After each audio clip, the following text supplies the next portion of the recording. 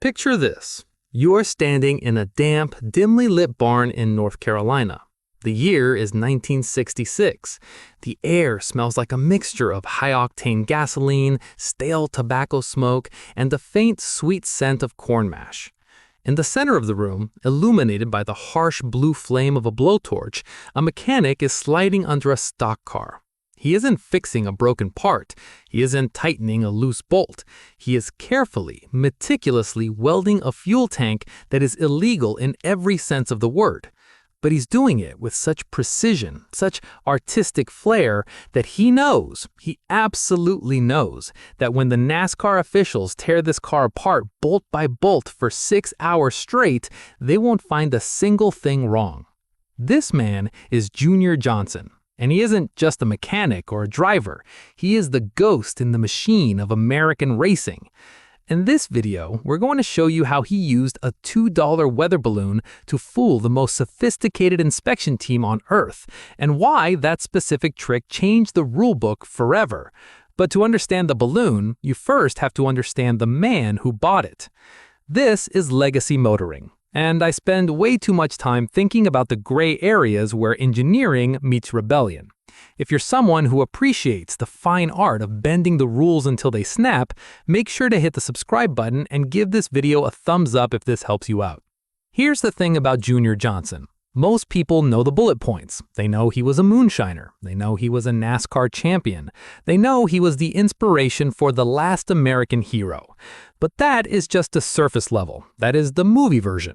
The real story, the one that explains how a man with a 4th grade education outsmarted an entire industry of college-educated engineers, is infinitely more complex and, quite frankly, a lot darker. Look, to understand Junior, you can't just look at the racetracks of the 1960s. You have to understand the dirt roads of the 1940s and the sheer desperation that fueled the engine of the American South. Now you might be thinking, was it really that serious? Wasn't moonshining just some good old boy fun? Let me stop you right there. This wasn't a hobby, this was survival. In Wilkes County, North Carolina, where Junior grew up, the soil was rocky and unforgiving. You could break your back farming corn legally and maybe, if the weather held, make a few $100s a year. Or you could take that same corn, distill it into whiskey, and make a few $100s a week. It was simple economics, but it was also war. The federal government had been trying to tax whiskey since 1791, and the Scots-Irish settlers in these mountains had been refusing to pay it for just as long. Junior Johnson didn't just inherit a car, he inherited a conflict that was older than the country itself. Here's what most people don't realize. The bootlegger car wasn't just a fast vehicle, it was a purpose-built military machine designed for a very specific type of combat. When Junior was 14 years old, 14, an age where most kids are worrying about homework, he was hauling illegal liquor across state lines, and the cars they built for this were absolute engineering marvels disguised as farm equipment. They favored the 1940 Ford Coupe. Why? Because it had a massive trunk. But stock, that Ford came with a flathead V8 that produced maybe 85 horsepower on a good day. That wasn't enough to outrun a federal agent in a brand new Interceptor. So the Johnson family started doing things that would make a modern mechanic's head spin. They didn't just tune the engine, they replaced it entirely. They would take a massive Cadillac ambulance engine, heavy, high torque, built for moving weight, and shoehorn it into that light Ford chassis.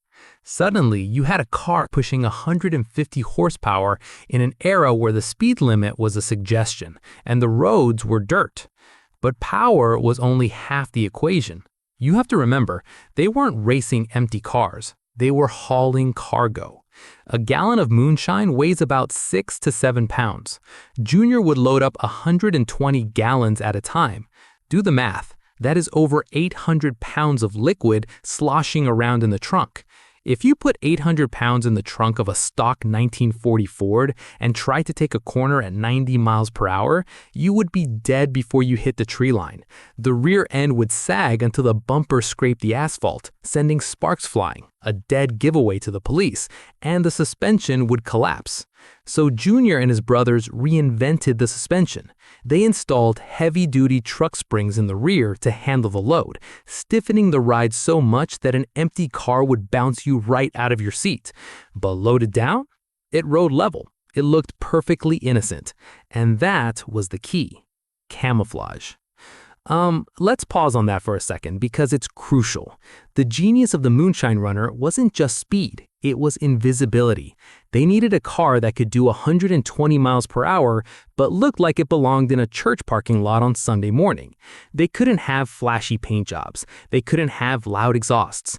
They installed switches on the dashboard to kill the brake lights so they could vanish into the darkness while slamming on the brakes. They modified the exhaust systems with cutouts, valves that could bypass the muffler for raw power during a chase, then close up to whisper quiet silence when cruising through town. By the time Junior Johnson turned 18, he had logged more miles at high speed, under heavy load, on treacherous terrain than most professional race car drivers would in a lifetime. He learned physics not from a textbook, but from the terrifying reality of centrifugal force on a gravel road at midnight. He learned that if you flick the steering wheel to the left just before a right-hand turn, the weight of the car transfers, the rear breaks traction, and you can slide the car through the corner without losing momentum. This is what we call drifting today. Junior called it making the turn. He perfected the bootlegger turn, spinning the car 180 degrees in a space the width of a two-lane road to reverse direction instantly. This is where it gets really interesting. When the federal agents finally caught up to the technology, the Moonshiners evolved again. It was an arms race. The government bought faster cars, the Moonshiners built bigger engines. The government started using radios, the Moonshiners learned the back trails that weren't on any map. Junior Johnson was forged in this fire. He wasn't just a driver, he was a tactician. He knew every dip in the road, every hidden driveway, every blind crest in Wilkes County. Statistics from that era are hard to pin down because, well, criminals don't keep ledgers. But historians estimate that at the peak of operations, the Johnson family was moving enough whiskey to fill a swimming pool every month. We're talking about an industrial-scale operation run out of the backwoods, and Junior was the CEO of transportation. But all businesses have risks. In 1956, the law finally won around. Junior wasn't caught driving. They couldn't catch him driving. They caught him at the family still. He was sentenced to 2 years in federal prison in Chillicothe, Ohio. Most people think prison would break a man like that. For Junior, it was just a pit stop. It was a sabbatical. While he was sitting in that cell, the world of auto racing was changing. A man named Bill France had organized these chaotic stock car races into something called NASCAR. He needed drivers. And not just any drivers. He needed men who were fearless, who understood machinery, and who could drive a car well past its breaking point without crashing. He needed moonshiners. When Junior walked out of prison after serving 11 months, he didn't go back to the mountains. He went to the track. And he brought something with him that the other professional drivers didn't have. They had training. Junior had instinct. They worried about preserving the car. Junior was used to driving a car like it was disposable, because in his previous line of work, it was. If you wrecked the moonshine car, you walked away and built another one. If you got caught, you lost everything. That mentality, that win or die approach, terrified the other racers. Junior's first foray into official NASCAR racing was a disaster on paper. He finished dead last at Hickory Motor Speedway because his car broke. But in his mind, the wheels were already turning. He looked at the rulebook, which in 1953 was barely a pamphlet, and he realized something profound. The rules told you what you couldn't do. They said, don't modify the frame dimensions. They said, don't change the engine displacement. But they didn't say anything about the things they hadn't thought of yet. They didn't say you couldn't freeze the fuel to make it denser. They didn't say you couldn't acid dip the body panels. Let's talk about acid. Not the kind you're thinking of, but the kind that can dissolve a car. This is where Junior Johnson took creative interpretation to a level that bordered on madness. You see, in the 1960s, NASCAR had a rule.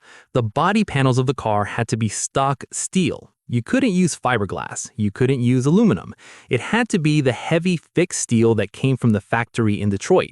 But Junior looked at that rule and asked a very different question. How thin can steel be before it stops being steel? So he built a custom dipping tank. He would take a brand new car, strip it down to the bare metal body, and submerge the entire thing in a vat of industrial strength acid. Then he would wait. It was a terrifying game of chicken. Leave it in too long and the acid eats through the metal, ruining the car and dissolving your investment. Pull it out too soon and you haven't removed enough weight. But Junior, he had it down to a science. He would let the acid eat away exactly enough material to thin the steel by nearly 50%. The result was a car that looked identical to every other car on the track. If you tapped on the fender, it sounded like steel. If you put a magnet on it, it stuck. But while the other guys were lugging around the 3,800-pound beast, Junior's car weighed nearly 400 pounds less. That is a massive advantage. In racing, every 10 pounds you remove is worth roughly 1/10 of a second per lap. 400 pounds? That's not an advantage, that's a massacre. But the acid dipping was just the appetizer. The main course was the 1966 Ford Galaxie, a car that has gone down in history as the yellow banana. Look, if you look at a picture of that car today, it looks wrong. It looks like a caricature of a car. The roofline slopes down aggressively. The tail is kicked up. The front end droops. It looks like it's melting. And that's because Junior didn't just modify the engine, he modified the air. Here's the thing about aerodynamics in the 1960s. Nobody really understood it. The engineers in Detroit were designing cars to look cool in a showroom, not to slice through the air at 170 miles per hour. A 1966 Ford Galaxie had the aerodynamic properties of a brick. It pushed a massive wall of air in front of it, which slowed it down and burned fuel. Junior realized that if he could change the shape of the car, he could change how the air moved over it. Now, you might be thinking, wouldn't NASCAR notice if he chopped the roof off? Well, yes, but Junior didn't chop the roof. He massaged it. He sliced the frame rails and dropped the entire front of the car by 4 inches. He cut the roof pillars and raked the windshield back by a few degrees to make it more streamlined. Then he bent the rear of the car upward to create a spoiler effect. When he was done, the car fit the template. Sort of. NASCAR used these metal outlines, essentially big outlines of what the car should look like, to check for cheating. But the templates only checked the center line of the car. They didn't check the sides. They didn't check the corners. So Junior made sure the car was perfect down the middle, where the template touched. But everywhere else, he narrowed the body by 3 inches on the right side and widened it on the left. Why? Because NASCAR tracks are ovals. You only turn left. By reshaping the car into a literal banana shape, the car naturally wanted to turn left. The air hit the side of the car and pushed it into the corner. He had turned the entire chassis into a wing. When that yellow banana showed up at Atlanta Motor Speedway in 1966, the other drivers were furious. Fred Lorenzen, one of the top drivers of the era, took one look at it and said, "It's funny, it's not even a car anymore." But NASCAR officials were stumped. It fit the template. It passed the inspection.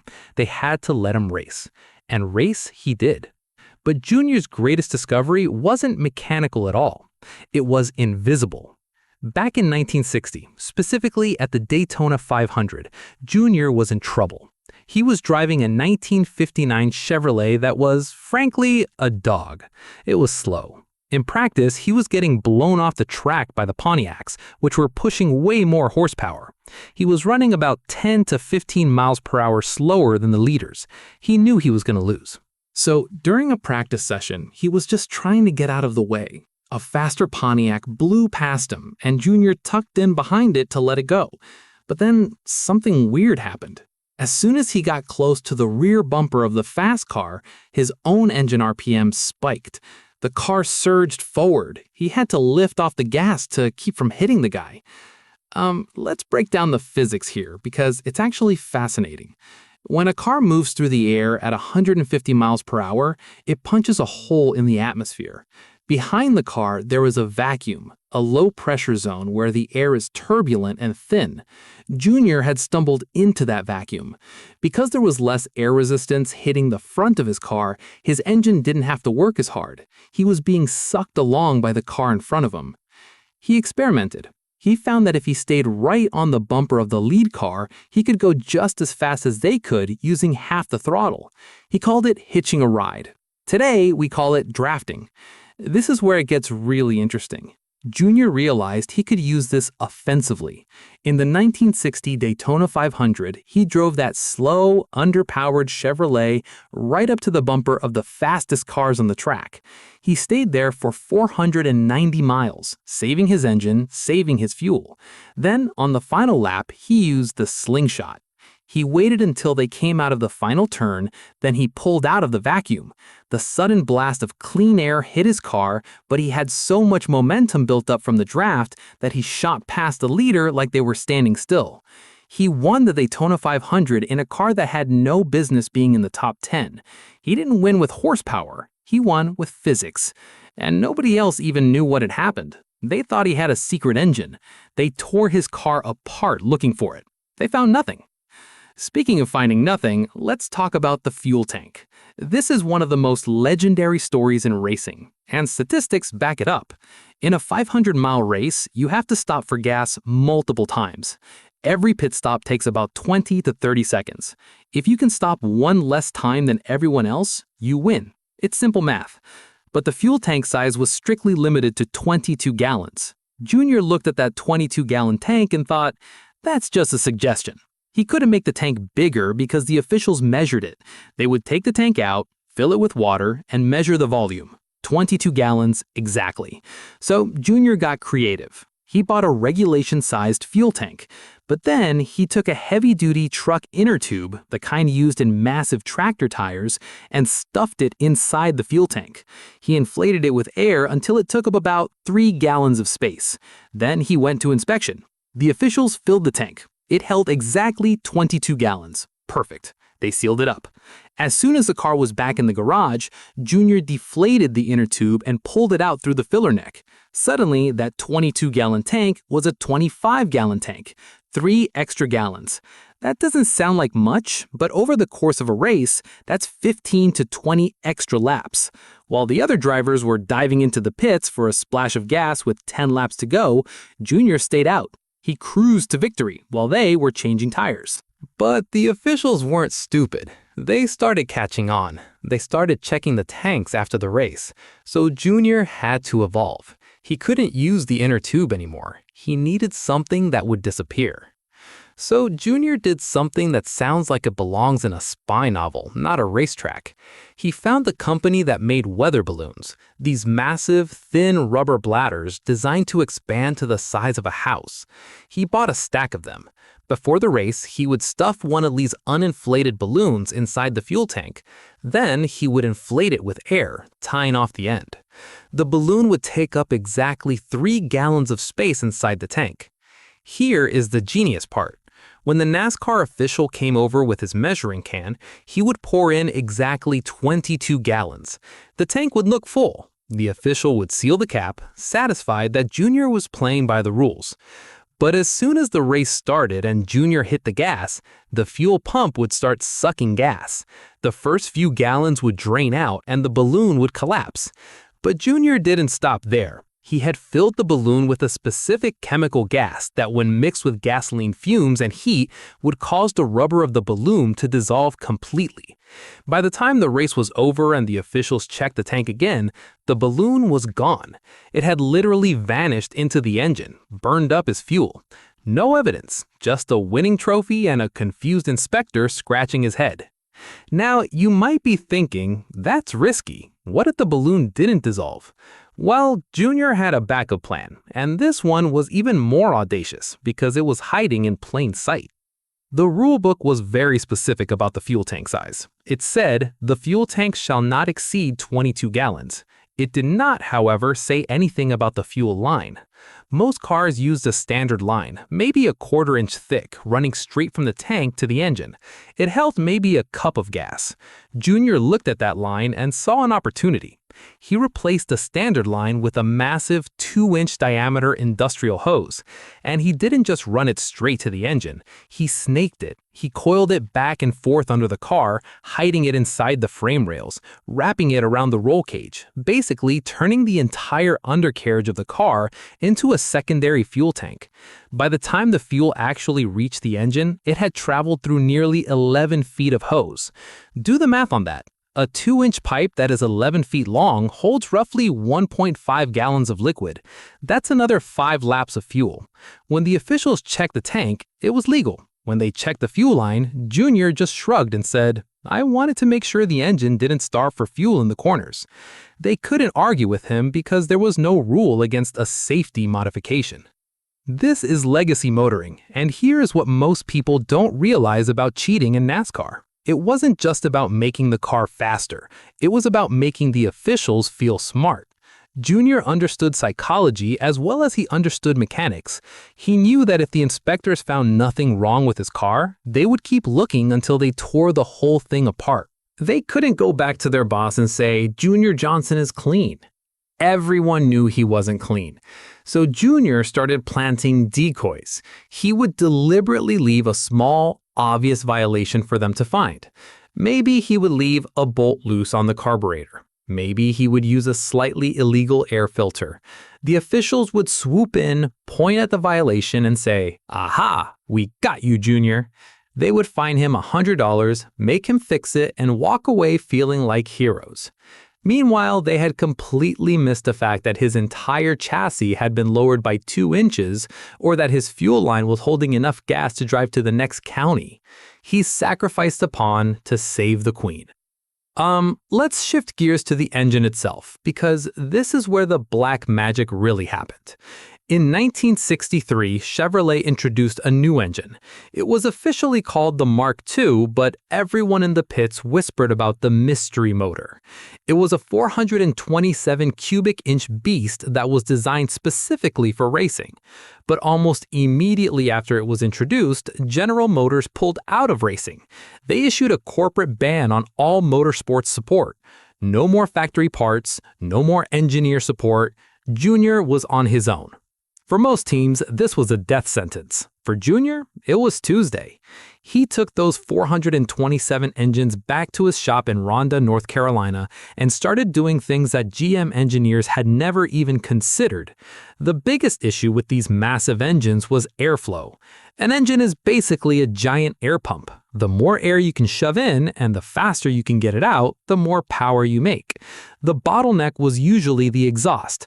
The stock exhaust manifolds were restrictive. They choked the engine. Junior looked at the exhaust headers, the pipes that carry the burnt gas away from the engine, and realized they were too small. But the rules said you had to use stock exhaust manifolds. You couldn't just weld on a set of custom racing headers. So Junior became a sculptor. He took the stock cast iron manifolds and cut them open. He ground out the insides, polishing them until they were smooth as glass. He widened the internal passages by fractions of an inch, just enough to increase flow by 15%, but not enough to be visible from the outside. Then he welded them back together, sanded down the welds, and painted them with factory cast iron paint. To the naked eye, they looked like boring stock parts. To the dyno, they flowed like open pipes. But the real trick, the one that still baffles people today, was the roll cage exhaust. Look, race cars get hot. Insanely hot. The exhaust pipes run right under the floorboard, turning the cockpit into an oven. Drivers would literally pass out from heat exhaustion. So Junior had an idea. What if the roll cage, the steel tubing that protects the driver, wasn't just a cage? He drilled holes into the roll cage tubing. He connected the exhaust pipes to the roll cage itself. The exhaust gas would travel through the frame of the car, exit out the back, and nobody would see a tailpipe. It was brilliant in theory. In practice, it turned the roll cage into a radiator that cooked the driver even faster. But it showed how Junior's mind worked. Every single part of the car had to do 2 jobs. The frame wasn't just a frame, it was an exhaust pipe. The fuel line wasn't just a line, it was a tank. By the mid-1960s, Junior Johnson was winning races against factory teams, Ford and Chrysler, that had millions of dollars in backing. He was doing it with a team of guys who looked like they had just walked out of a cornfield. But these guys were specialists. They knew that a race wasn't won on the straightaways, it was won in the corners. And to win in the corners, you needed a car that stuck to the track like glue. This brings us to the offset chassis. NASCAR tracks are all left turns. If you set up a car perfectly symmetrical, equal weight on the left and right, it wants to go straight. When you turn left, the weight shifts to the right, lifting the inside wheels. That's bad. You lose traction. Junior realized that if he built the car crooked, it would naturally want to turn left. He started mounting the body on the frame slightly askew. He would move the entire body over to the left by an inch or two. Then he would shift the engine to the left. He even moved the driver's seat to the left. By the time he was done, nearly 60% of the car's weight was on the left side. When the car was sitting still, it looked like it was crab walking. It looked broken. But at 160 miles per hour in a banked turn, physics took over. Centrifugal force tried to push the car to the right, but the weight bias fought back, planting the left tires firmly on the asphalt. Junior could carry 5 to 10 miles per hour more speed through the corner than anyone else. The officials hated it. They tried to measure it. They would get out their tape measures and check the distance from the wheel to the fender. But Junior was ready. He had modified the fenders too. He had flared the left fender out and tucked the right fender in. The measurements looked symmetrical, but the car underneath was twisted. It was a visual illusion that worked at 200 miles per hour. Here is a statistic that will blow your mind. In 1965, during a qualifying run, Junior's car was clocked at speeds that were mathematically impossible for the horsepower his engine should have been making. Aerodynamic drag increases with the square of speed. To go twice as fast, you need 4 times the power. To go 175 miles per hour when the other cars are going 165 miles per hour, you need an extra 70 horsepower. Junior didn't have 70 extra horsepower. He had removed drag. He had discovered that by sealing off the front grille, literally taping it shut, he could force the air over the car instead of through the jagged, messy engine bay. But closing the grille meant the engine would overheat, so he built a secret trapdoor in the ductwork. The trapdoor was a masterpiece of simplicity. It was just a small piece of sheet metal on a hinge, connected to a cable that ran into the cockpit. When the car was running under caution, slow speeds, no airflow, the engine temperature would skyrocket. Junior would pull the cable, the trapdoor would open, and cool air would rush into the radiator. But as soon as the green flag dropped and the car hit 150 miles per hour, he would release the cable. The door would snap shut, sealing the front of the car and creating a smooth, aerodynamic nose. The engine would run hot, dangerously hot, but for those few laps of green flag racing, the car was a bullet. Now you might be thinking, that sounds illegal. And you would be right. NASCAR rules strictly forbid movable aerodynamic devices. But here's the thing. The inspectors only checked the car when it was stationary. When the car was parked in the inspection line, the trapdoor was closed and the cable was hidden under the dashboard. They couldn't see the air moving. They couldn't see the advantage. It was invisible speed. But in 1966, at the absolute height of his powers, Junior Johnson did something that shocked everyone. He retired. He was only 35 years old. He had won 50 races. He was a legend. But he realized something that most drivers never figure out. The real game wasn't on the track. It was in the shop. Driving was dangerous. You could get hurt. You could die. But building? Engineering? That was where the real control was. So Junior traded his helmet for a headset and became a car owner. And if you thought he was dangerous behind the wheel, he was absolutely lethal behind a desk. As a team owner, Junior didn't just have one car to experiment on. He had a fleet. He hired drivers who were just as crazy as he was, guys like Cale Yarborough and Darrell Waltrip. And he started applying industrial-scale innovation to problems that nobody else even realized were problems. Take power steering, for example. In the 1970s, driving a stock car was a physical brawl. These were 3,700-pound beasts with wide tires and no assist. Wrestling one of those cars around the banked oval for 500 miles was like going 15 rounds with a heavyweight boxer. By the end of the race, drivers' arms were jelly. Their reaction time slowed down. They made mistakes. Junior looked at that and asked, "Why are we fighting the car?" He went to a junkyard and pulled a power steering pump off a Cadillac. He adapted it to fit a race car engine. The other teams laughed at him. They called it sissy steering. They said real men didn't need help turning the wheel. But then Cale Yarborough went out and won 3 championships in a row driving Junior's cars. Why? Because while the other drivers were exhausted by lap 400, Cale was fresh. He could drive just as hard on the last lap as he did on the first. The sissy steering wasn't about comfort, it was about stamina. It was a performance enhancement for the human element. Let's talk about the 1985 All-Star race, because this is probably the most famous heist in NASCAR history. The driver was Darrell Waltrip. The car was Junior Johnson's number 11 Chevrolet, and the engine was, well, let's just call it enthusiastic. The All-Star race is a non-points event. There is no championship on the line, just a massive pile of cash for the winner. Junior decided that since there were no points at stake, the rules could be treated a little more loosely. He built an engine that was widely rumored to be way over the legal displacement limit. We're talking about an engine so big it probably belonged in a dump truck. Waltrip dominated the race. It wasn't even close. He was pulling away from the field on the straightaways like they were parked. But Junior knew that if Waltrip won, NASCAR would tear that engine apart in the post-race inspection. They would measure the cylinders, they would find the extra cubic inches, they would disqualify him and take the money.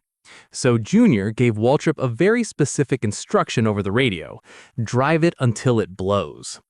As soon as Waltrip crossed the finish line to take the checkered flag, he kept his foot on the gas. He revved the engine to the moon. Suddenly, boom! A massive cloud of white smoke erupted from the car. The engine had conveniently expired right after winning. Here's what most people don't realize about NASCAR inspections. If an engine is blown, if the pistons are melted and the rods are thrown through the block, you can't measure it. The evidence is destroyed. NASCAR officials looked at the smoking ruin of that engine and shook their heads. They couldn't prove it was oversized because there was nothing left to measure. They suspected it. They knew it, but they couldn't prove it. Waltrip kept the trophy, Junior kept the money, and the grenade engine became a legend. This is where it gets really interesting. The cheating wasn't just mechanical, it was chemical. Tires are the single most important part of a race car. They're the only thing touching the ground. The softer the rubber, the more grip you have. But hard rubber lasts longer, but has less grip. It's a trade-off. NASCAR issues the same tires to everyone to keep it fair. But Junior found a way to change the chemistry of the rubber. He started soaking tires. He would take a set of tires and paint them with a secret mixture of chemicals, usually something involving creosote or industrial solvents. The chemicals would soak into the rubber, softening it chemically without changing how it looked. He would do this days before the race, letting the tires cure in the dark. When his cars hit the track, they had grip that defied physics. They could take corners flat out while everyone else was sliding. But there was a catch. The chemicals smelled. If an official walked by the tire rack and sniffed, they would smell a harsh, acrid chemical odor. So Junior started storing the tires in a trailer with a skunk. Yes, a real skunk. Or, according to some stories, he would spray the inside of the trailer with skunk musk. When the officials opened the door and got hit with that smell, they would gag and back away. They wouldn't want to go anywhere near those tires. "Damn skunk got in the trailer again," Junior would yell, apologizing profusely while his team bolted the illegal tires onto the car. It was chemical warfare, weaponized to protect a chemical advantage. But perhaps the most audacious trick involved the car itself. NASCAR inspections have always been rigorous. You have to push the car through a line of stations. They check the height, the weight, the width, the engine, the fuel cell. It takes hours. Once the car passes, it is impounded. You can't touch it. Junior realized that the car that passed inspection didn't necessarily have to be the car that raced. There are rumors, never fully confirmed but widely believed by those who were there, that Junior built two identical cars. One was perfectly legal, it had the right weight, the right engine, the right body. The other was a cheater car. It was lighter, had a bigger engine, and had an acid-dipped body. He would push the legal car through inspection. The officials would check every inch of it. They would put a sticker on the windshield that said, "Passed." Then the team would push the car back to the hauler to prep it for the race. In the chaos of the garage, engines firing, people running around, haulers parking, they would swap the cars. They would peel the sticker off the legal car and slap it on the illegal car. When the race started, the illegal car would roll out onto the grid. It looked the same, it sounded the same, it had the sticker, but it was a wolf in sheep's clothing. By the time the race was over, Junior relied on the chaos of victory lane to hide the evidence, or he would use the blow-it-up strategy to prevent a teardown. This level of deception required a team that was loyal to the bone. You couldn't have a loose lip in the shop. And that's where Junior's leadership style came in. He didn't just hire mechanics, he hired disciples. These were guys who had grown up in the same mountains, who understood the code of silence that came from the moonshine days. They weren't just employees, they were accomplices. Statistically, Junior Johnson's cars won 132 races and 6 championships. That is a dynasty. But the real number, the number of times he cheated and got away with it, is impossible to calculate. Some say every single race. Some say only the big ones. But if you ask the people who raced against him, they will tell you that Junior never brought a legal car to a track in his life. And they say it with respect. Here is the thing about rules. They only exist because someone made them necessary. In 1955, the NASCAR rulebook was 16 pages long. It was a pamphlet. It was a gentleman's agreement. Today, the NASCAR rulebook is over 200 pages thick. It is a legal document written by lawyers and engineers filled with diagrams, measurements, and very specific clauses that say, "Do not do this." And if you look closely at those extra 192 pages, you can see Junior Johnson's fingerprints on almost all of them. He didn't just break the rules, he forced the sport to define itself. Every time he found a loophole, NASCAR had to write a new rule to close it. He was the architect of the modern sport, not because he sat on a committee, but because he was the problem they couldn't solve. Consider the Junior Johnson rule. It isn't officially called that, but everyone in the garage knows what it means. It's the rule about body templates. Before Junior, you could shape a car however you wanted as long as it looked stock. After Junior's yellow banana Ford Galaxie in 1966, NASCAR introduced strict templates that fit over the car like a glove. If your car didn't fit the template within a fraction of an inch, you didn't race. That entire inspection process, the laser scanners, the digital measurements, the claw-like arms that check every contour, exists because one moonshiner from North Carolina decided that a car didn't have to be symmetrical. But his impact went beyond the rulebook. It went into the physics of racing itself. Remember drafting, that phenomenon Junior discovered by accident at Daytona? It didn't just change NASCAR. It changed motorsports forever. Today, Formula One drivers use drafting. They call it the slipstream, to overtake at 200 miles per hour. Cyclists in the Tour de France use it to save energy in the peloton. Even truck convoys on the highway use it to save fuel. Junior Johnson, a man who dropped out of school in the 8th grade to run whiskey, intuitively understood fluid dynamics better than the aeronautical engineers of his time. He proved that you didn't need a wind tunnel to find speed, you just needed to pay attention to how the air felt when you were pushing a 2-ton brick through it. In 1986, something happened that validated Junior's entire life. President Ronald Reagan issued a full presidential pardon for Junior's 1956 moonshining conviction. It wiped his record clean. It was a symbolic gesture, sure, but it was also an acknowledgement. It was the government saying, okay, you won.